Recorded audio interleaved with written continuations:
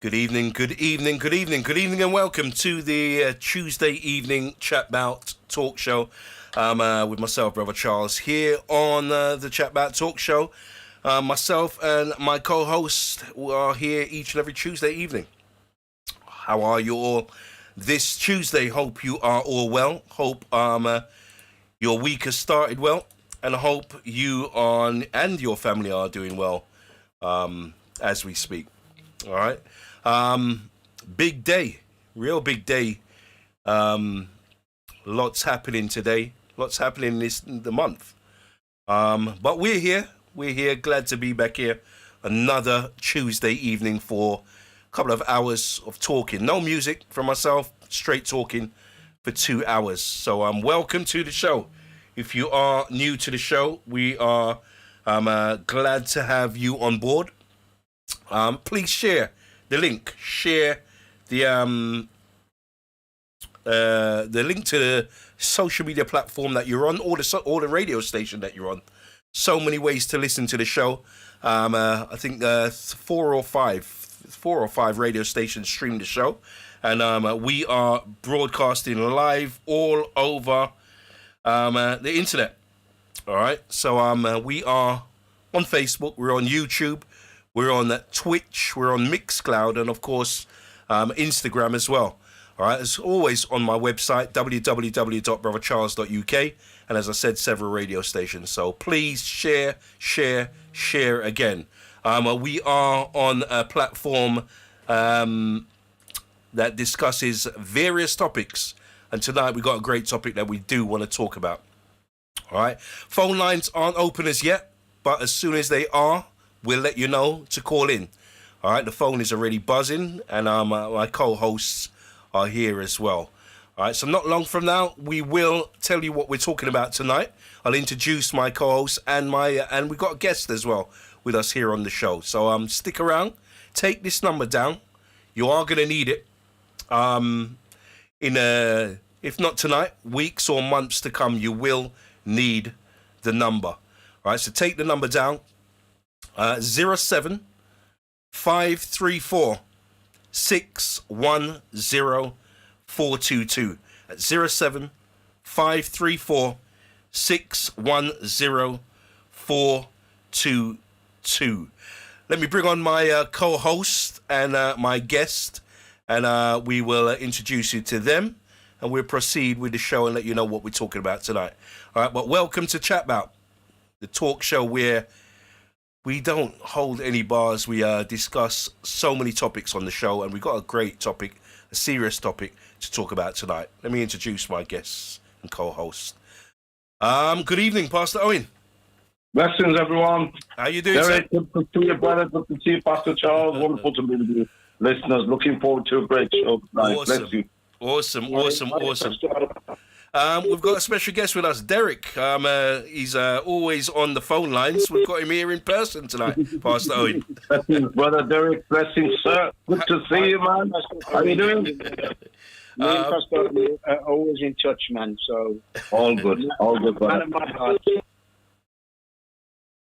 I think I've dropped the call. I've dropped one of the calls. Pastor Owen, you still there? I'm still here, brother. Can you hear me? Okay, I can hear you loud and clear. Let's see if we can get Derek back as well. Sorry about that. Apologies, that was my fault, Derek. You okay? How you doing? No, that's all right. I'm good, thanks. Looking forward to the show, man. To share a few things with you guys. Wonderful. Well, it's a special month, Derek. Well, this is the reason you're on tonight. We're talking about men's health. They've called it Movember. I've seen people calling it Movember. Is that correct? Yeah, there's a story behind that. It's actually a global organisation called Movember. And the significance, I've only just found out the significance behind this. It's come from America. Right. But it's a global organisation. November is a pinnacle of men's health. So here comes mental health and here comes prostate, the two big things there. A lot of suicide with the young guys. So November is a focal point. But the significance behind this is that M is as for moustache. So guys who don't have a moustache, we grow that. But then a lady said to me the other day, does that mean ladies as well? Some of them has already got one. Yeah. Hey, I'm not getting myself into trouble. Since I saw him laughing, he's not even saying nothing. Movember, Men's Health Month. So much to talk about men's health. But the one that really, really is highlighted, especially in our community, is prostate. So we're going to definitely talk about that. No sign of Minister Kessler tonight, but hopefully he will join us. If you are listening, hasten your steps, bro. If not, let me know. You won't be here. But yeah, Pastor Ian, how you been? You been okay? I've been better, brother. Been better. We are struggling my wife with an injury she made to her leg. She's hurt her leg, her foot. So she's in a lot of pain. Just took the hospital today. Yeah. But apart from that, all is good, brother. I got my own issues, but looking forward to this evening, though. Yeah. Gotta tell you that. Looking forward to this evening. Absolutely. Sorry, Derek, if you've got a device on in the background, you are going to have to mute it and just talk via the telephone if you can. Well, yeah, I'm on my laptop and my You're going to have to mute. You're going to have to mute. It sounds good at the moment. So as long as you... Yeah, no, stay it sounds good as it is. Leave it as it is, bro. Leave it as it is. Okay. We've brought in Derek as he is a part of a men's group, and he's all up with the awareness. Derek, you want to tell us about the men's group that you created and what you've been involved in? We had Errol McKellar. Is it OBE or MBE? We had him on a couple of weeks ago. Years ago, sorry. And and I must say, this all started with yourself. You know, I don't know if you realise this. Well, it wasn't me. It wasn't me. It was actually one of a good sister, a good friend of ours, and a listener to the show. She highlighted Errol McKellar to me. I wasn't aware of him, so it was actually yeah. But then the catalyst that brought us together, and then when I spoke to Errol, I said I've been thinking about this men's health group, and he said, "Go for it, man. You're the right guy to go and do this." But I never knew what would happen because honestly, I was just so busy. I wasn't looking for no group or to start anything new. Yeah. But Errol was a little bit catalyst behind that, and in those days, me and him were in touch as we developed and grew, and he's been a great lighthouse guiding me along the way. These days, I think he's very busy. I think he's talking to government and things like that. He is, yeah. I think at the moment, as you said, he's out of the country. I'm not sure where he is at the moment. I believe he's on it. He's doing some prostate meetings around the world somewhere. Brilliant. So very busy. I mean, I must say, what happened is then I set this group up. Yeah. We started up a WhatsApp group in lockdown, and that went okay. And then as we came out the back of lockdown, quite a few of the guys said, "You know, we'd love to meet other guys." Yeah. You know, we're not made. I mean, I'm talking prophetically now to be alone. I always thought this is a man and a woman, but the thing is, quite a few guys killed themselves in that window. They committed suicide. They couldn't handle the locked in and being on their own. Yeah. And so on the back of the WhatsApp group, which is still going strong, we've got over 75 guys in that group. Awesome. And we've been told this is the largest group of this size in the whole country. Wow. So that's quite something in 22 months, you know? Awesome. And so we're on upwards. We got those amount of guys. We do monthly meetings. Mm-hmm. We do workshops as well. We moved on to monthly meetings. Do some very specialist subjects, prostate cancer being one, diabetes being another. Yeah. We've covered all sorts of things, COVID, long COVID. Dementia was something we covered last month, an amazing session. Mm-hmm. A lot of people tend to think of dementia being just for women. Yeah. So not, you know, but prostate is right up there. I have to say, when I started this group, I thought prostate was the main thing affecting guys, but actually it's mental health. And so we've switched our emphasis. We're focusing very heavily on mental health because great mental health means guys can make good informed decisions on their health, on their relationships, on their children, on work, on business, etc. But prostate is right up there, and it is something. I mean, since I last spoke to you, I've had a couple of friends die from prostate cancer. Wow. Can you believe? Wow. And we knew that they didn't even share that. Bear in mind what we were doing. We don't say we would have saved them, but we would have supported them. But I think they were so embarrassed that they didn't share this that they got to a point they never told us until they died. They obviously got diagnosed late in the day, and it's pretty dramatic when guys around you with just gone off the landscape and never knew they were ill. So part of where we're at is to actually, support guys in terms of their awareness. But I'll also say to you, we've got an event coming up, which part of why I'm on here is to promote that. And again, with your help, we promoted by the radio. We did various interviews and various things. The last time we did this, September 23, we had 70 people, standing room only, and we opened it up to the women. The women are real powerful, encouraging guys to come out, to advise them and get them out to these things. And if not, they bring the information back. We had guys who came with their husbands, came with their boyfriends, came with their significant partners. And those who couldn't bring the guys just came with their children. Great. And so I applaud the women.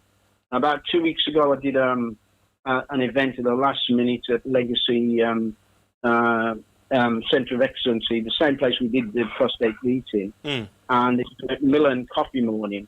And wait for this, the guys have to start to wake up now. There was about 40 people in the place.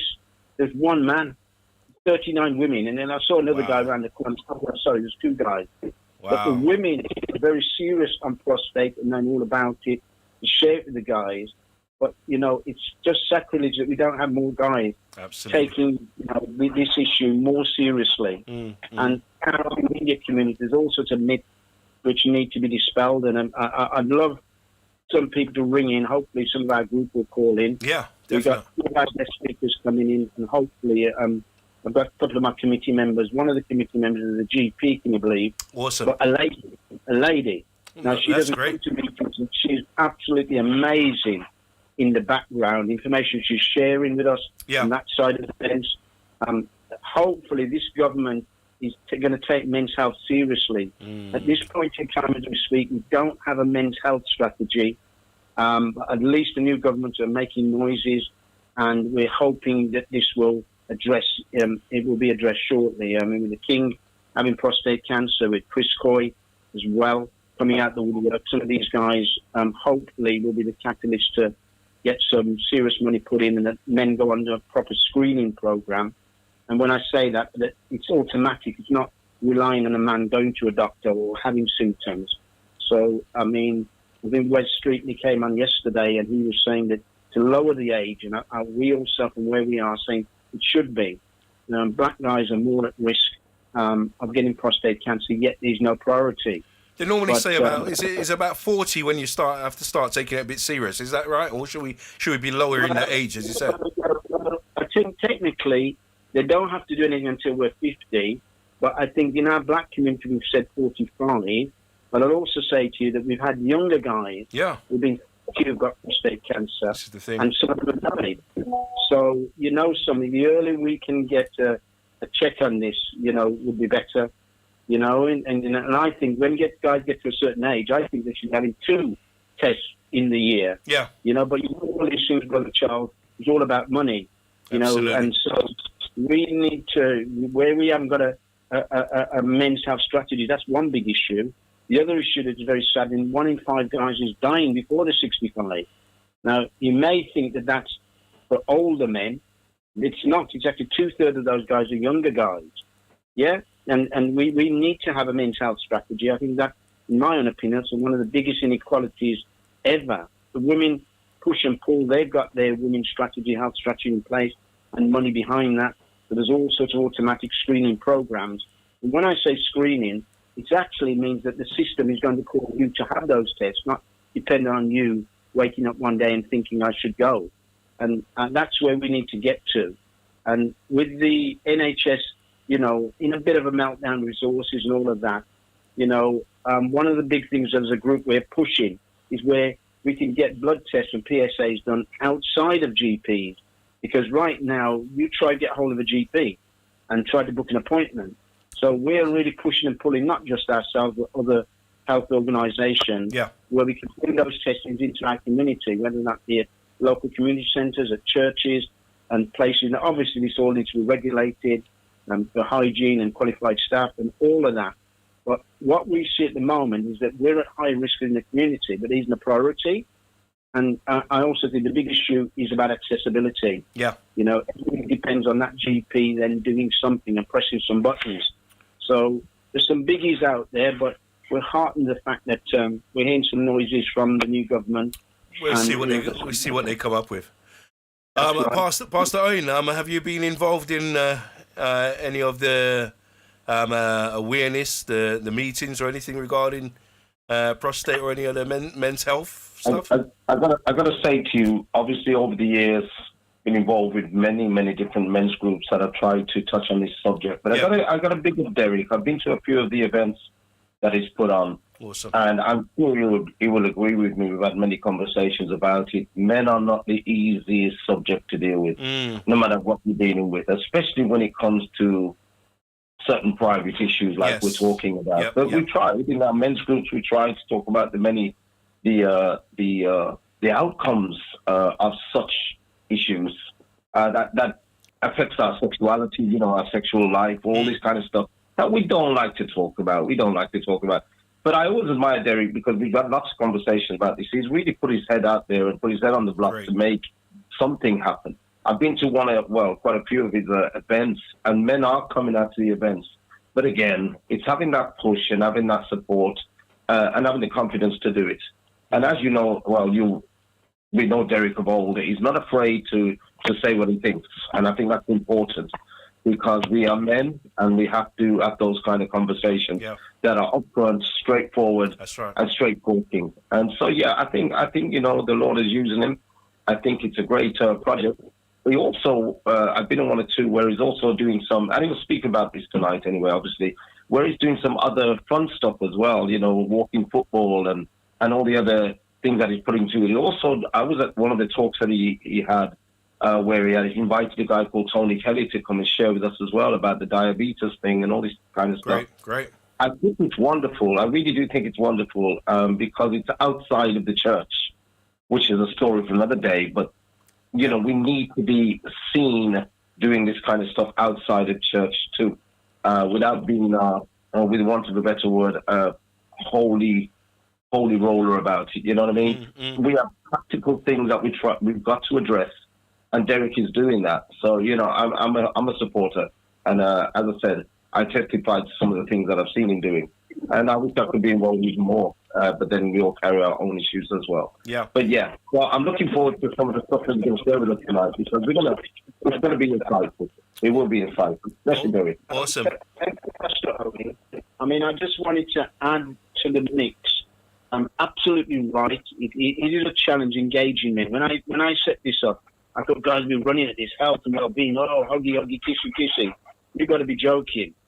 But the thing is, the vision I was given was actually all men, and it wasn't a church thing, to be honest with you. I've had guys come in and say, this should be just for black guys and this should be for church guys. But that's not what I was given. And so we have a mixed group. We have white guys in there, we have Asian guys, we have some Chinese guys in there. And yes, predominantly black guys, but that's not, our target is men per se. But the other thing, I've then caught up on myself. God has given us this amazing temple. When you look at all the different organs that we've got, most of them have all got a significant part in our whole well-being, and particularly our brain as well. So you know something, there is something very spiritual about looking after this temple. And you know something, if this ends up being a witness or an evangelistic vehicle, great. That's not the objective. But you know something, there is a spiritual connection. And you know, I'm so honest. And when I set this up, I thought, I'm going to change the world. But you know something? I'm not going to necessarily change the world all in one go, but one guy at a time. And I think that is the way I need to look at this. We've got some guys very, very focused on their health, and they'll share our information with their friends and relatives. And that's all we need. We need guys to take responsibility for their health. And as I said, women are a very important part of that process. And I don't ignore them because I think the woman would be more apt to get a guy out to something than another bloke, actually. And they've proved that in another way. And they seem to be so in tune on this. You know, I think too many of our guys are dropping off, and they shouldn't be. You know, these are the guys are ahead of their families and fathers and brothers and uncles and grandfathers, which shouldn't be. And it's because of ignorancy. I mean, I think that we talk about 1 in 4. This is my personal take. I think that rate is high because by the time we get diagnosed, it's late in the day. And so it then, the cancers move somewhere else. I mean, all this stuff about finger up bomb, and, as you guys will know, we put that slightly very colourfully. And I've stood up at meetings and go, something, guys, let's put it this way. Yeah, it's a medical doctor, medical practitioner. I mean, hopefully our GP is in there waiting to come in if she needs to. But the thing is, he's got gloves. You can't say he's gay. You're not gay. You've known you guys. You're going to see another doctor for the next umpteen years. So let's get real. They call it digital rectum test. I'm not too sure why it's called digital, by the way, because it literally is a finger up bomb. But the thing is, that's just testing whether the prostate is hard or soft. If there's something else going on that needs to be checked. But something, as time is going by, technology is moving, and that may become something of the past. But right now, it is something that's being used. I mean, I was being told by the guys at prostate cancer, that's gone. And then when I go to see my doctor, he just goes, right, can you turn around, please? And I'm like, oh, okay, it hasn't gone yet. So, something, that's the worst case scenario. So, it's time for our guys to wake up and smell the coffee. That's what I can say. People shouldn't be dropping off. I mean, we've got guys who have carried on for another 10 years or more. After the I think we really need to push the thing home that it's not only the physical test. You've got the blood test as well, the PSA test, which I think people know about it, but the other test kind of clouds their judgment on going forward to have the test. So I think really the emphasis needs to be put on, it's a blood test. If you want the other test, which is supposed to be a bit more accurate, if I'm right. I want to be real to the guys that are listening. The finger up bum job tends to be the first thing. That's being honest with you. Yeah. And then they go on from there. So here comes a PSA blood test. Here goes an MRI. Here comes a scan. Here comes a biopsy. But usually, if you've seen a GP, he wants to first of all check whether the prostate is enlarged. That gives you a lot of clues. And don't get me wrong, an enlarged prostate doesn't mean that you've got cancer. I have an enlarged prostate, and there's various things that can shrink that prostate. I mean, when guys have got bathroom problems, because their prostate is hard, it's pushing on the urethra tube, just like you guys have colors, and it's twisted. Yeah. So, that water, it can't get out, or it gets blocked. One of the two. So, even though those symptoms, does not mean somebody's got prostate cancer. But, they need to be checked, and a blood test gives a good indication. Yeah. I mean, I was speaking to one of my guys from one of the cancer associations, and they're saying, again, you'll hear these myths that the PSA blood test is not that accurate. It's 75% accurate. Right. That's good enough for me. That's enough, yeah. It's not 10%, that's what we got at the moment. Yeah. And as I've said, technology is moving fast. In the future, we will have something much more accurate than that. But we've got to use what we got at the moment. Absolutely. That blood test was saying many of the guys around us. I mean, there's several guys at the moment who've had surgery or alternative treatment. It doesn't necessarily mean everybody has to have invasive surgery. I mean, there's guys, my best mate, my best man, he's been diagnosed, but the thing is, he's been just monitored because his cancer is not very aggressive. I thought he was getting treatment. He said to me, no, I'm not getting no treatment. I'm just seeing I think every 3-4 months, and I think after a period, it might be every 6 months. Yeah. But this fellow guy's living with it, but it's not aggressive. So, let's not just crawl under a stone. Once we know what's going on, I mean, cancer, the prostate is like other cancers. You go stage 1, 2, 3, or 4. You could have stage 1, which means, doesn't mean there's anything serious going on. But you're just keeping an eye on it, doing these blood tests and whatever regularly means it's monitoring it. Yeah. But, guys, and especially black guys, seem to cringe at this, and they hear all the myths from their mates and everything else. It's time to come out of the woodwork. The event we're running in Birmingham, I'll give all the full details probably towards the end of what I'm going to say, but we'll be in Birmingham. We're going to do this every year. We'll be open centre. It's called the Lighthouse Project. It's a young people centre organised. It'll be on the Friday, the 22nd of November, 2024. We're kicking off at 6:30, 6:45. Yeah. We've got an action-packed schedule. It's very tight because you have to leave the venue at 9 o'clock promptly. But we have got refreshments as well, which we did the last time, and I think it seemed to make a little difference. I think that pulled the crowd last time, Derek. Yeah. We're definitely gonna highlight that a bit more. In the meantime, can you just move your phone slightly? I think we're having a little interruption with your No problem. coming through. Okay. Is there any better? Yeah. It's still a little bit croaky. Okay. Well, my network isn't. That's a little bit better. That's a bit better. You probably might be interacting with the laptop. Actually, that's fine. Right. Okay. If it's okay with you, Derek and Pastor Owen, we'll open the phone lines. I think a few people are already trying to call in. What I will say to those that want to call in tonight, please no WhatsApp calls. If you want to call in, please call in on the mobile number 07534 610 422. All right. If we're all happy, we can open the phone lines, and in between the calls, we'll give as much information as we can. And if you can do that, Derek, that would be absolutely great. All right. So people are trying to get in. I think a couple of our guest speakers and our GP were trying to get in. Yeah, so absolutely. So if they can just call in on the normal number, not via WhatsApp, just via the mobile, that would be great. Let me just play the disclaimer and give the phone line number, and then we will move on with the show. Let's do this. Let us do this even. Disclaimer. This group takes no responsibility and will not accept liability for any communication via discussions or other modes of communication from individuals or as a separate entity that causes offence. We do not aim to purposefully generate anything that is intentionally malicious or slanderous. Our aim is not to provide misleading information that could lead to harm of any nature.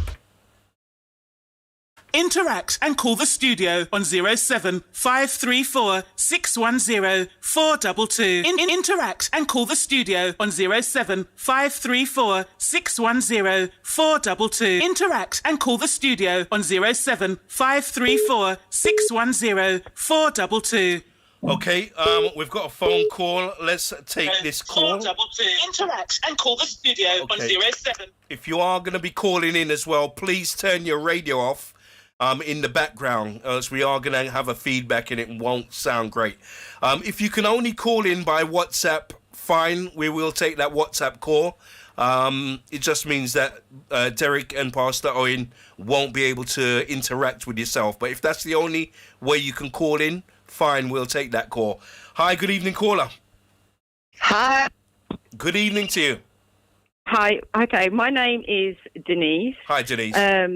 Hi, and first of all, I just want to say congratulations to Derek for the hard work that he's putting into this prostate cancer and men's mental health. I think it's absolutely fantastic. Doing a it's great so job. well needed.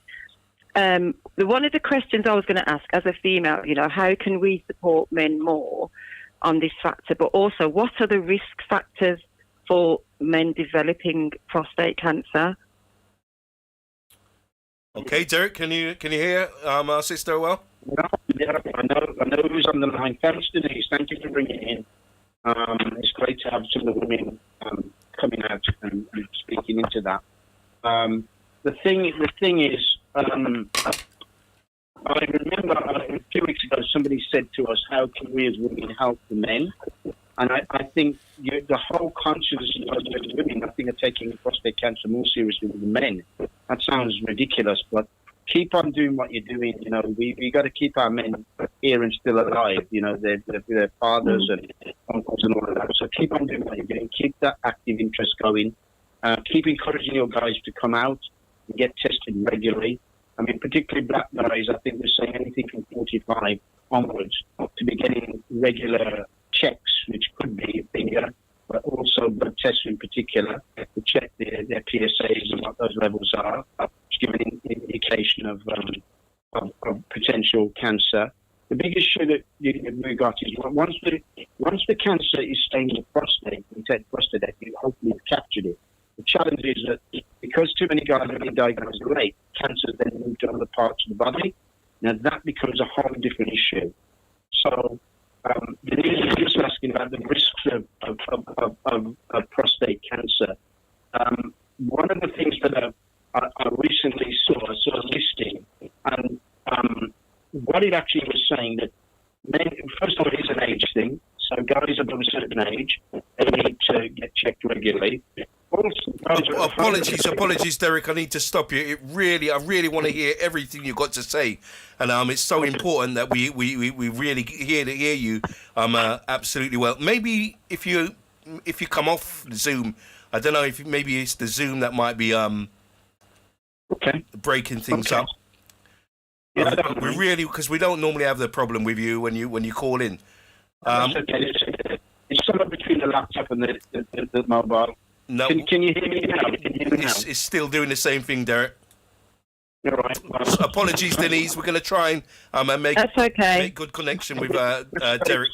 We really want to hear everything tonight, and it's so important that the message gets through loud and clear. No, the second question is a very, very important one.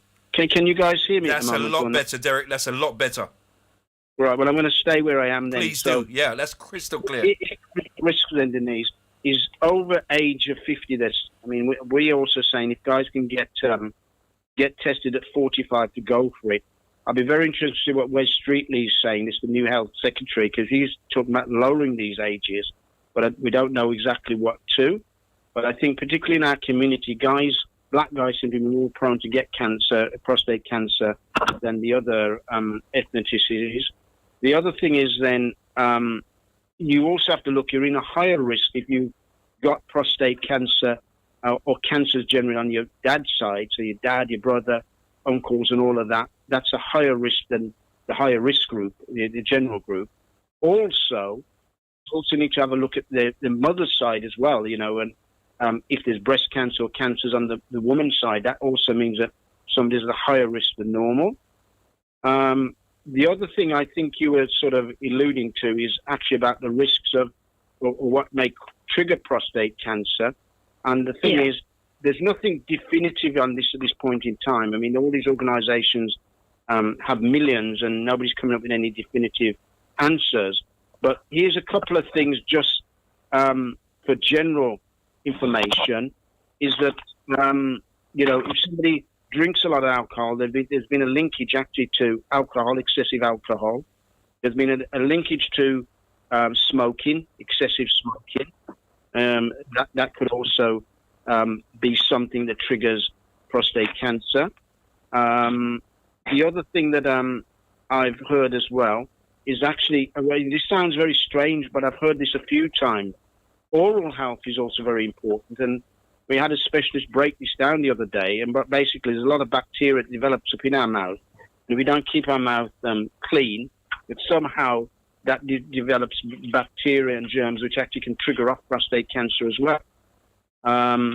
Also, some of the just basic things. I heard Brother Charles talk about, or Pastor Owen, about just keeping well. And I'm saying that, this is not rocket science. I mean, we're talking about sleeping enough. A lot of guys are not sleeping enough. And it doesn't mean having 10 hours quality sleep. And the problem is with not sleeping, you're not replenishing your cells. So that is also another issue about sleeping.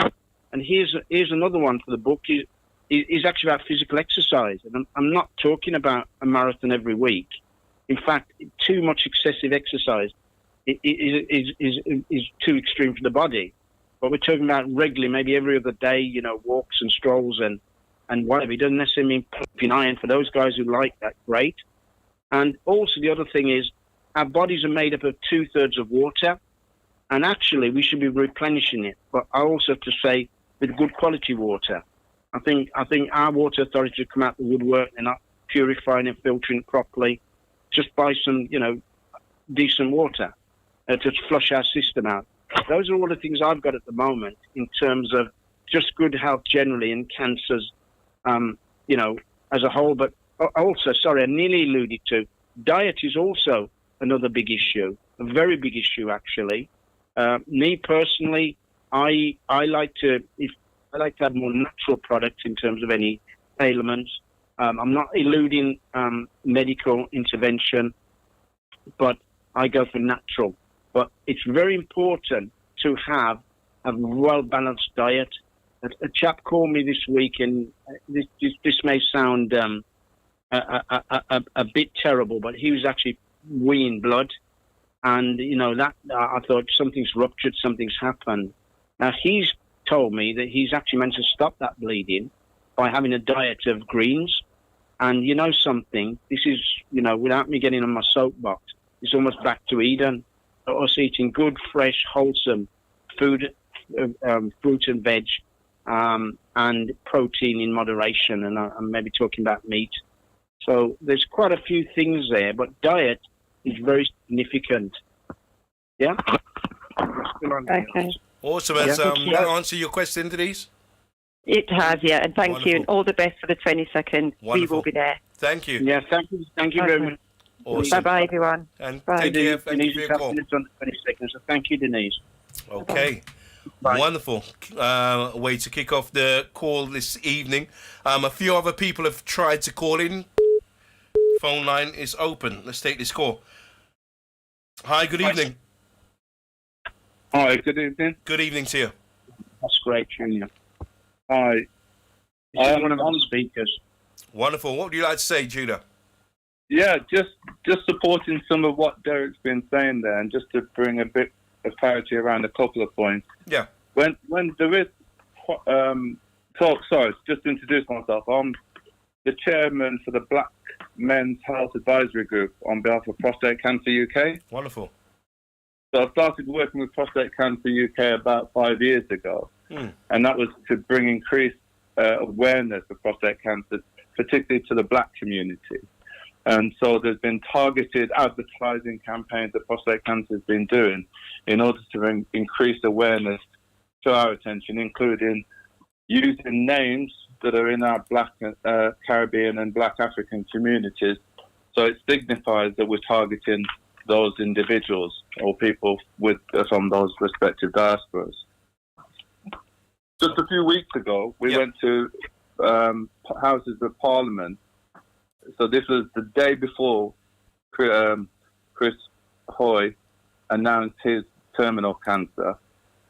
And that was with the whole intention to campaign to the MPs that there should be a men's health screening program. And it should include PSA. So that's the key thing at the moment. And so one of the things I'd encourage people to do who are listening in is actually to write to their MPs. Write to their MPs and say that they're in support of a screening program for men. Because that's very important. And we're going to get this change. We're going to affect the change if we get the politicians on board. So we've got to write to our respective MPs. So we've got to know who that person is. Yes. And write to them. And use that as one of the levers to do this. Sorry, what did you say we should request? No, just write in support of men being screened for prostate cancer. Men screening for prostate cancer in general, yeah? Yes. I mean, my argument is slightly different. I actually campaigned for men's health screening because we have diabetes, we have blood pressure, we have various ailments in our community, as well as we've got prostate cancer. That's quite a high statistic. So men's health in general. And Derek was quite right about fitness, about what you eat, how much water you drink, etc. It is really about a regime. And I always say, you take your car for MOT, you take your car for service. When do you take your car? When do you take yourself for an MOT? Nice.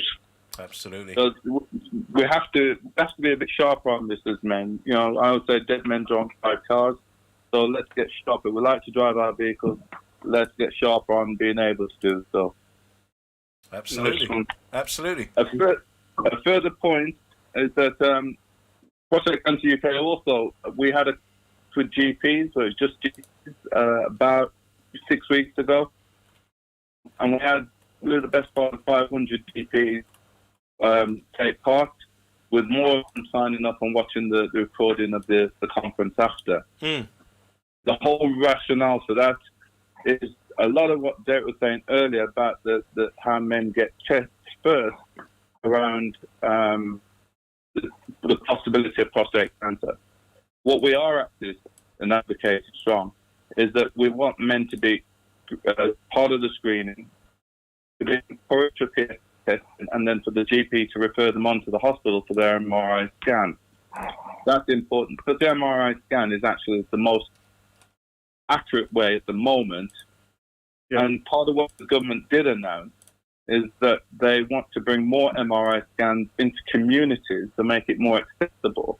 And then that means that we can get onto it and get checked more accurately. So again, this is why we need people to contact the MPs, because it's so important to do so. Yeah.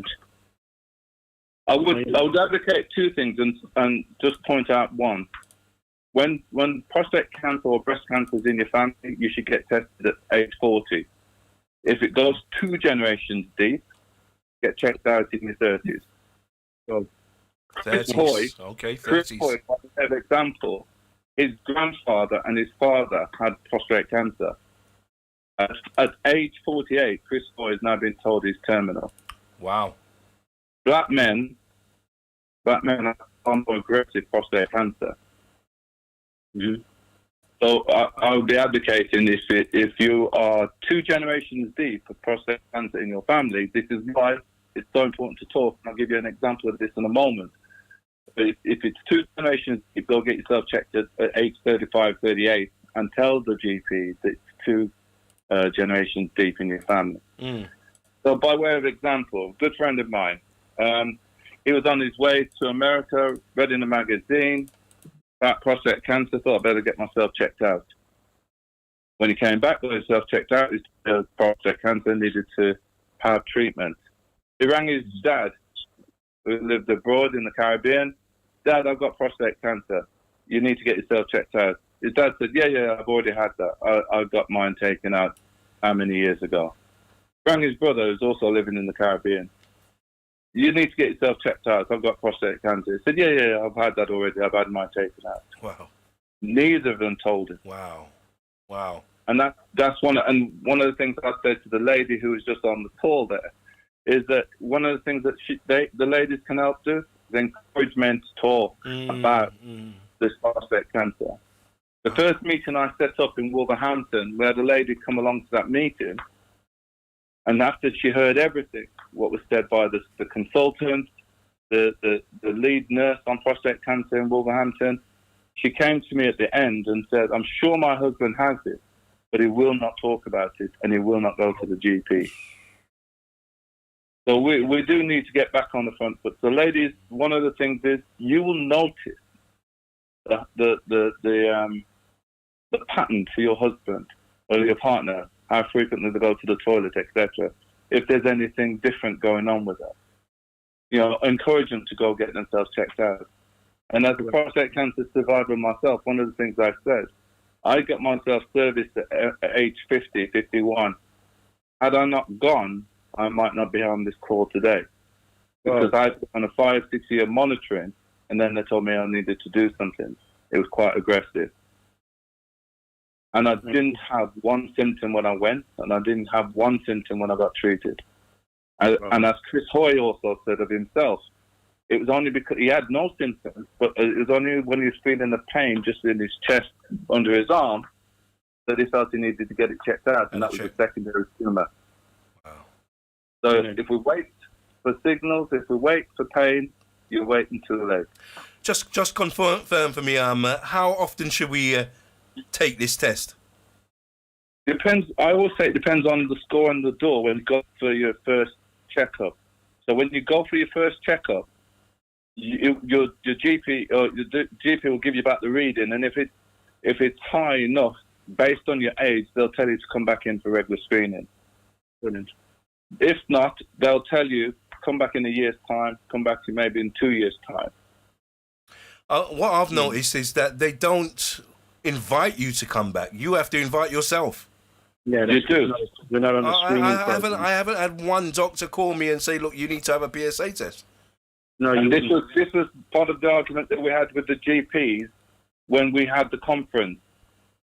So when we had the conference, we made it clear you should call the men. The GPs know the profile of their patient cohort, yeah, of course, and they know how many of them are men over a certain age, and they also know how many men haven't been. They should be calling them. This was one of the terms from us, PC UK, to them. Yeah. So it's very crystal clear. But if I can give you another example, which is why went to the MPs as well, and we talk about the NHS. Everyone knows the state of the NHS at the moment. There was one gentleman who I shared a platform with. He's had prostate cancer. He's stage 4, similar to Chris Hoy. He's been having treatment for the past 5 or 6 years. He's been calculating that to keep him alive for that 5 or 6 years, it cost between his medical insurance and the NHS over £300,000. Wow. Now you times that by the number of men who are stage 4, and Chris Hoy is one of them. You then times that by the number of men who have lived 4, 5, 6, 7 years at that level. Loads. And it's costing a considerable amount of money. The only way we save that money, the only way we save the men, is to get the early screening done. Come on. Just chipping in on there. The thing is, Brother Charles, because we're not on a screening program, that's what we're trying to push. That means that would happen automatically. So, the GPs aren't contacting you because they don't need to. They should be, but they don't need to. And the other thing that Junior said, which I allude to, which I missed earlier on, some guys don't have any of those symptoms, but, any symptoms whatsoever. Yeah. So again, I think on an age basis, guys need to make sure they go and get these tests, get a PSA blood test, and get some sort of indication. Yeah, they ain't got any problems telling you about the flu jab or anything like that. My parents, they get the messages, come in and have your flu jab, and nothing to do with men's health like that. Really? Not at all. Not at all. Strange. Yeah. I'm hearing you. Junior, thank you. Thank you for your contribution. If there's anything else you'd love to mention, feel free to let us know. Call in. But thank you for the work that you do. Junior will be one of our speakers on the day as well, so we'll get more information from Junior as well. Absolutely. If you just give all your details regarding the organisation, Junior, that would be absolutely great. If you could do that now. Yeah, I'll do that now. Put it in the chat. Wonderful. Thank you for your time. All the best. All right, you take care. Thank you very much, mate. Bye for now. Phone lines are open. If you want to call in, please do so. Interact and call the studio on 07 534 610 422. Just looking at the flyer, just confirm the date. Is it the 19th of November? The event. No, we were talking about that. The final flyer says Friday the 22nd of November. Friday the 22nd. I'm trying to find that one. 6:30. Okay. I'll send you that one. I'm going to send it again in a minute. If you can send it to me on WhatsApp, that would be good, yeah. And it's at the Lighthouse Young People Centre. Okay. 100 Alma Way. That's Aston, B19 2LN. Just me rattling through this. You've just heard Junior. He's chair of the Prostate Cancer UK Black Men's Health Advisory Group. We've got Lindsay Thompson, who's coming from Impetel, a great online resource, for some guys who into online and on the internet. Yeah. There's a lot of great resources where guys are giving powerful testimonies of how they've used various technology to help themselves and the support through Input Pool. And we've got Aidan Adkins from Tackle Prostate UK. Aidan is a prostate cancer survivor. Mm-hmm. So he's got an amazing story. And hopefully we're going to have a couple of local guys come in and give their testimonies as well. Wonderful. We've got hot food and refreshments, which will be free. And this particular event, we're opening to men and women. Women are a very significant part of this. The highlights of the event run through signs and symptoms of prostate cancer, screening stroke testing, treatment choices, personal testimonies, online resources, and advice and support. So this isn't just a black men's thing. It's any man who wants to be there in that place on the 22nd, Friday the 22nd of November in Birmingham. Yeah. So that's it. But I'll send you that over. I thought I'd done that. I believe I've got it. I think I found it now. So let me see if I can put that up on the screen. But yeah, some great calls so far. I've got another call. Let's take this call. Hi, good evening, caller. Good evening, caller. Hello. Hello. Hi, good evening. Good evening. This is Lindsay Thompson here. Joining Derek on the 22nd, do a presentation. So maybe you may want to just say a few things about it. Please do, yeah. Yeah, do, Lindsay, tell us a bit more about him to tell them what you're going to do. Go ahead, please. Hello. Hi, Linz. Hello there. Hi. Yeah, go Can ahead. you hear me okay? Go ahead. We can hear you loud and clear. Okay, good. So I was listening to the program and I just... Hello? We can hear you. We can hear you loud and clear. Okay, Go good. ahead. In fact, what I'm going to do, let me switch my computer off. Oh, you put Yeah, it in okay. Okay. as well. The interference. No No, problem. okay. You carry on. Give me a moment. Let's go on mute. I think. Okay, better? Yep. That's Okay, it. so yeah, it's very interesting. Nice to listen to you guys. I'm Lindsay Thompson, and I will be doing the Interpol resource workshop on the day. Right. So a few points I want to make really is that, in fact, for those of you who may not know me, I am the husband of the late Dr. Rose Thompson, who basically was the one who started raising awareness about black men and prostate cancer way back in 2012. So what has been happening in the context of what Derek's going to be putting on, the focus on prostate cancer over the past 10 years has been primarily about awareness raising, about the high incidence of mortality rates among Black and African Caribbean men, which is very much so important in terms of making sure that men are tested early. Yeah. The interesting thing about it is that it's important to improve the level of early detection. And in a sense, this is 1 in 4 black men, right, will be diagnosed in their lifetime. But we need to remember that statistic is over 10 years old now. And I got a feeling that it's more than 1 in 4 black men.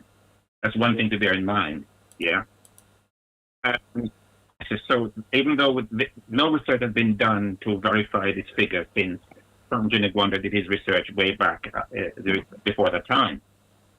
Then another thing is that as more men are being diagnosed, then there needs to be a focus also on survival as well. Mm-hmm. Yeah? Yeah. Yeah. Absolutely. So, because, okay, it's absolutely important that we get men to be tested. And, of course, what happens when they're diagnosed, for example. So, for example, survival is going to be a primary factor here. So, of course, making treatment choices is going to be important.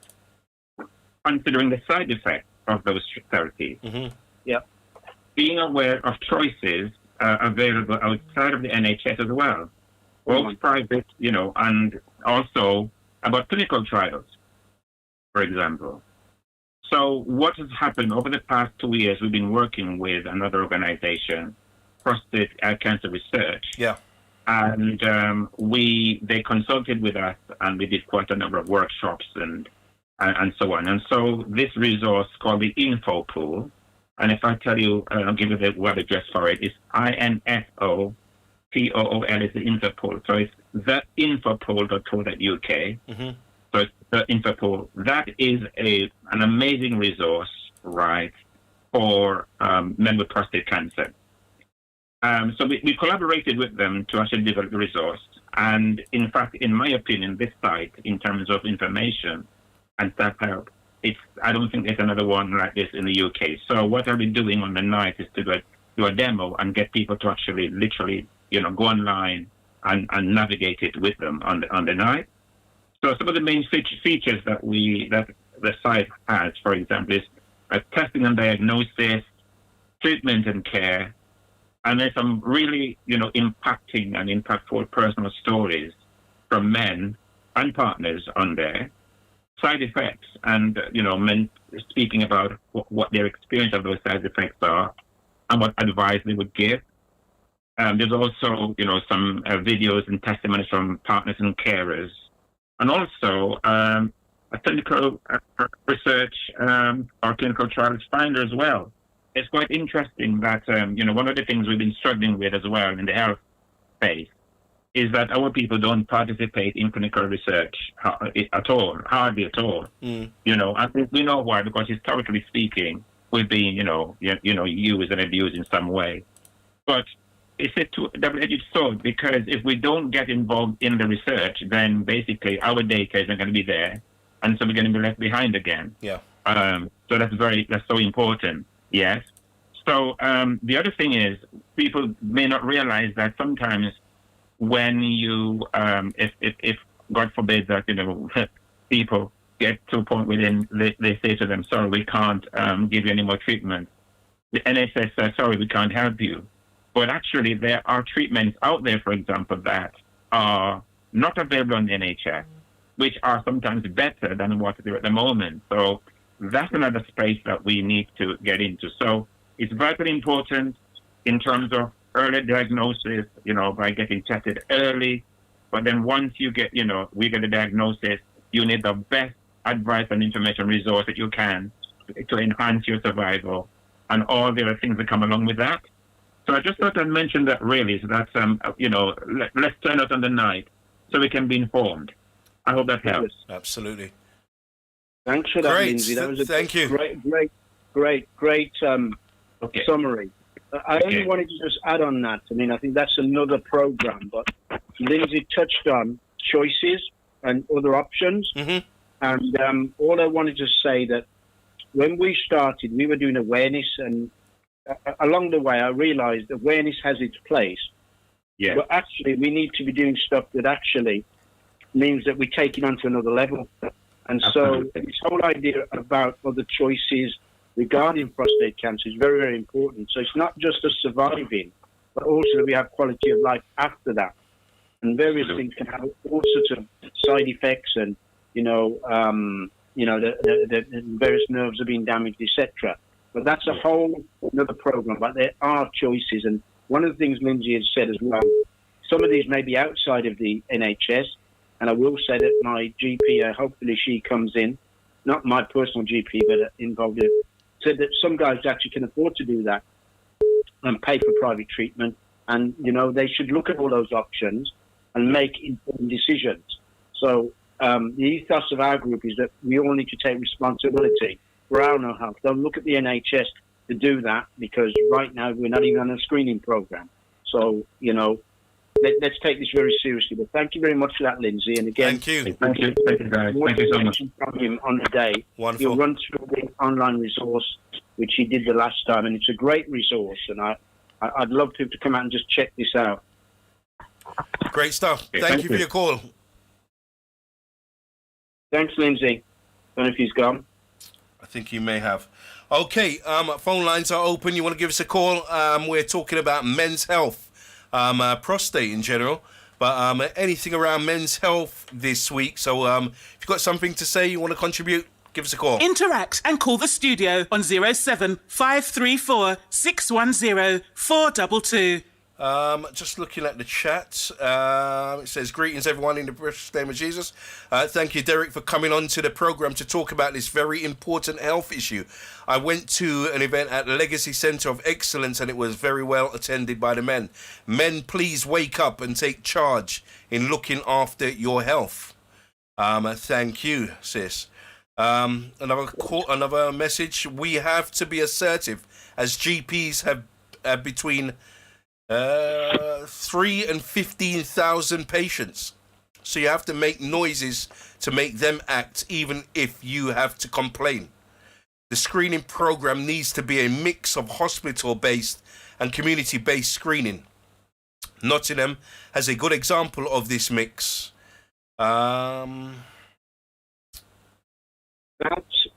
last point is a really pertinent point, actually, and I want to say that actually, some of our guys have gone along to GPs. They're over 50 and said, "I wanted a PSA, a blood test," and they've actually been refused. The doctor said, "You look fine, you look well. Why do you need to have one of them?" Now, one person in particular I know, he then did push the issue and he found out he had prostate cancer, and he's undergoing various treatment.